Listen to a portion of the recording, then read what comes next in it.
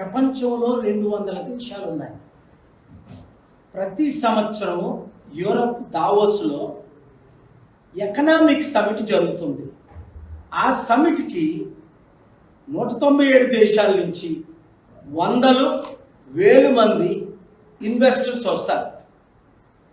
ఏ కంపెనీలో మేము డబ్బు పెట్టాలి, ఏ దేశంలో మేము ఇన్వెస్ట్ చేయాలి,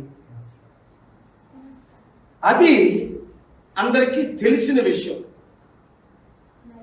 మరి మన దేశంలో వింత ఏంటంటే, ఇప్పుడు ఏ రేవంత్ రెడ్డి అయితే 10 సంవత్సరాలు కేసీఆర్ పాలనలో మెగా కృష్ణారెడ్డిని రోజు తిట్టని రోజు లేదు. మెగా కృష్ణారెడ్డి గజ దొంగ, పెద్ద దొంగ, కాళేశ్వరం ప్రాజెక్టు, ఈ మధ్యన కూడా కోమటిరెడ్డి వెంకటరెడ్డి ఏమన్నాడు, ఇది కాళేశ్వరం కాదు ఇది కూలేశ్వరం అన్నాడు. ఉత్తమ్ కుమార్ రెడ్డి ఏమన్నాడు, కాళేశ్వరం మేము మూసేసాం అన్నాడు.